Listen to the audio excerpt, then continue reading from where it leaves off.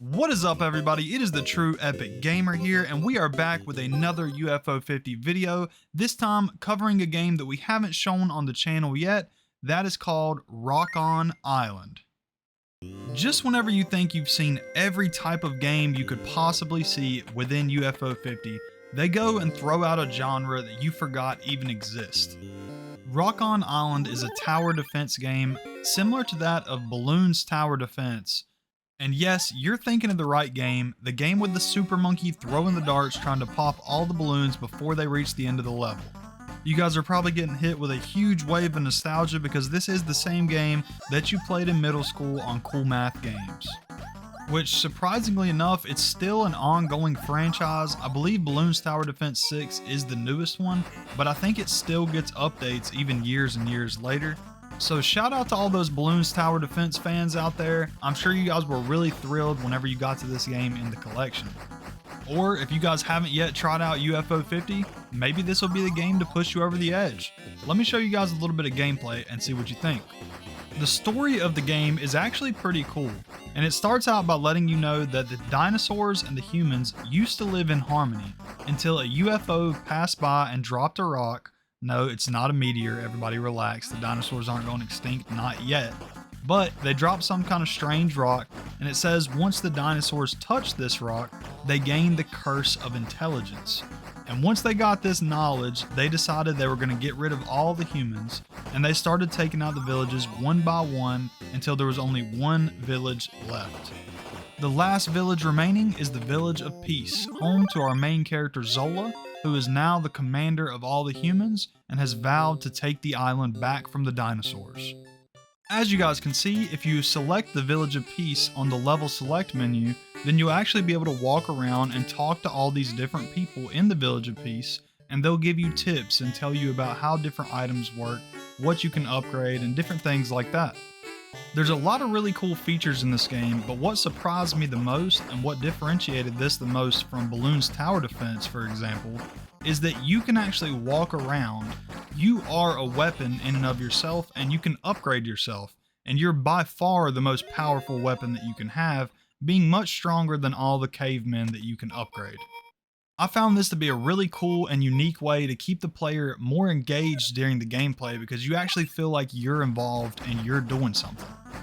Now, if there are other tower defense games where you can do this, I'm not trying to take away any credit from any other games, just the only ones that I've ever played are Balloon's Tower Defense, and you're not a physical player in those, so that's mainly what I'm comparing this to.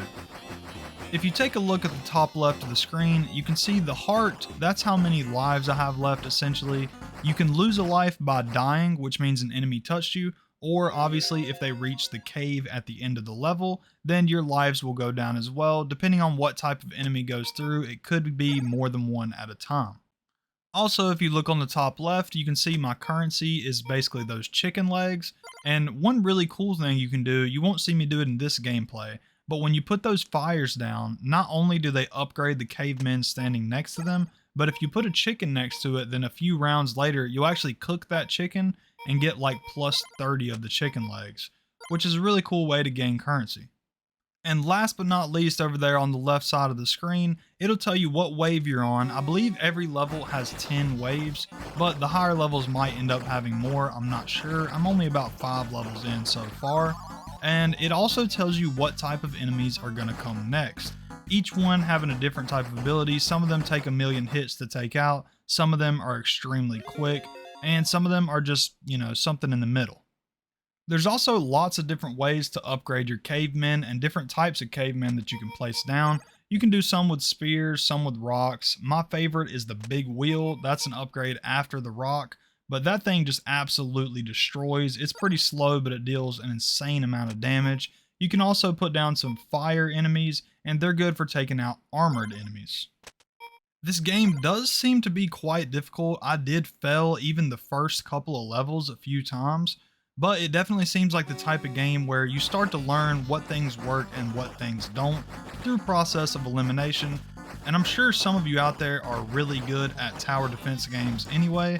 I've actually got a friend, N&M Maverick, He's got like 1,000,000,000 hours in Bloons Tower Defense 6, so I'm sure this game would be pretty breezy for him once he realized how each one of the cavemen works and how all the different items in the game work, because I'm sure they're very similar to Bloons Tower Defense.